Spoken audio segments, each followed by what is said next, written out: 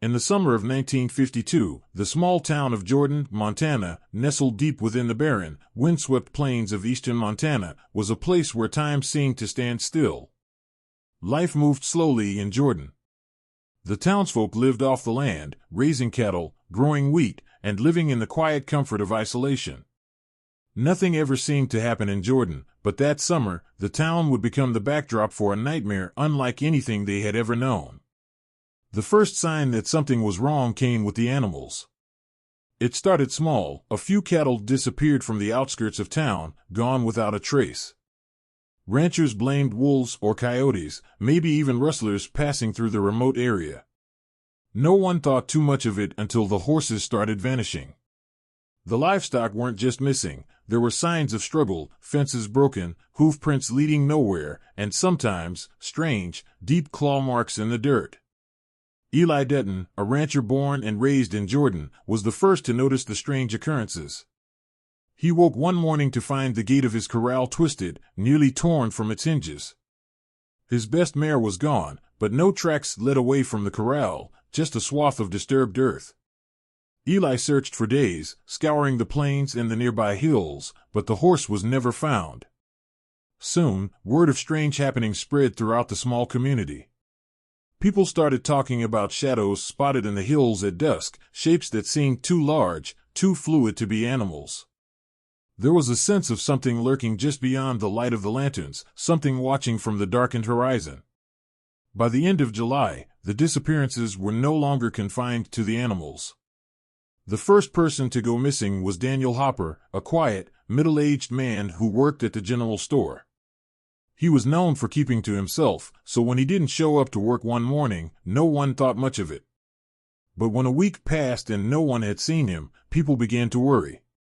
Sheriff Frank Nolan organized a search party, and the town scoured the surrounding hills and plains. They found nothing, no tracks, no signs of a struggle, no indication of where Daniel had gone. It was then that whispers of an old legend began to spread through the town. The older residents, particularly those who had lived alongside the Cree tribe that once inhabited the region, spoke in hushed tones about the Manaha, a creature from ancient Cree legend.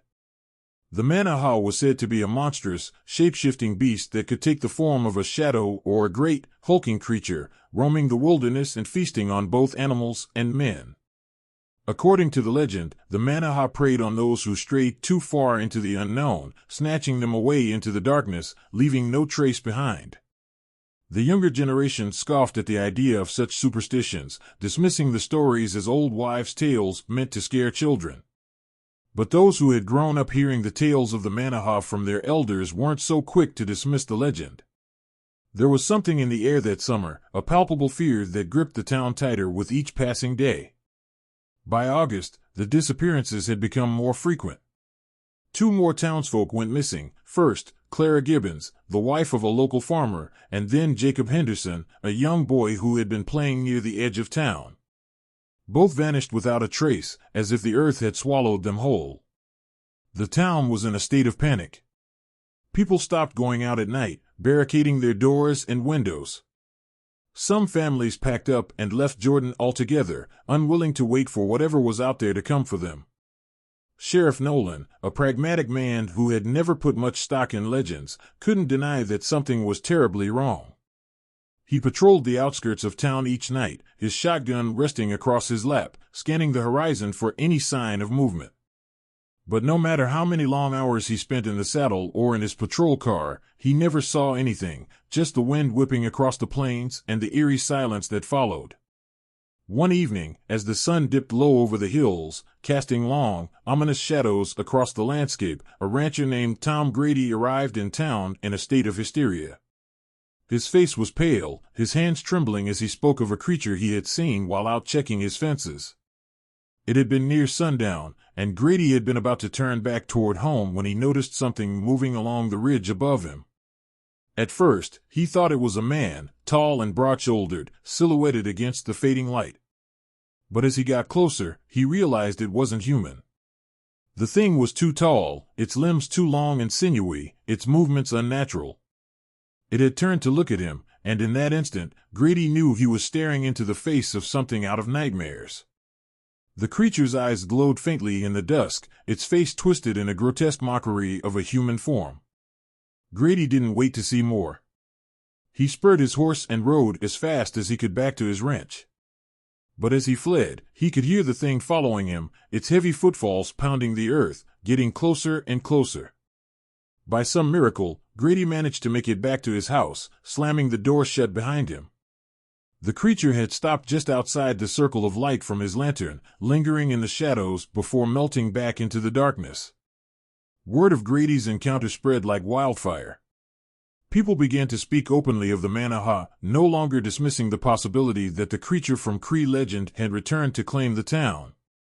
The few Cree families who still lived near Jordan warned the townsfolk that the Manaha couldn't be fought with guns or brute force. It was a spirit as much as it was a creature, they said, something ancient and evil, drawn to places of fear and unrest. Sheriff Nolan, desperate for answers, consulted one of the older Cree men, John Ironcloud, who lived on the outskirts of town.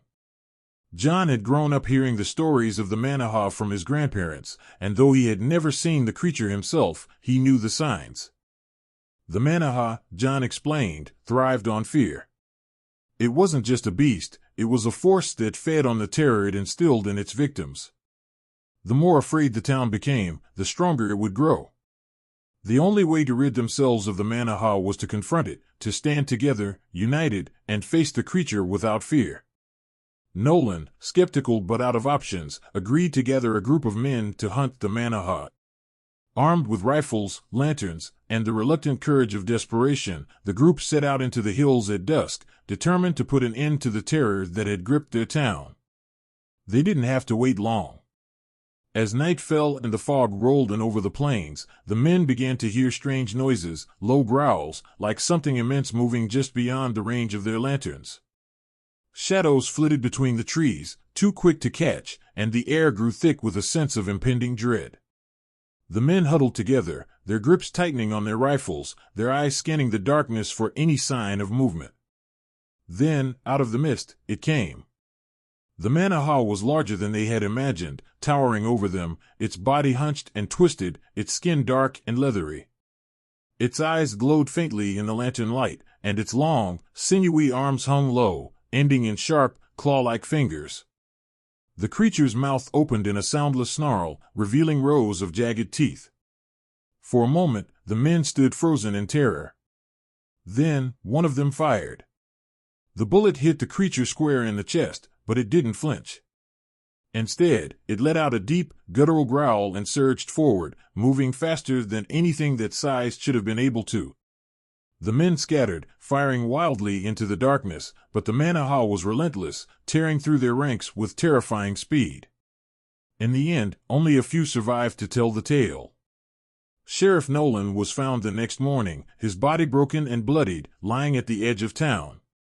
The creature was never seen again, but the legend of the Manaha lived on, a reminder of the summer when fear came to Jordan, Montana, and left a trail of death in its wake.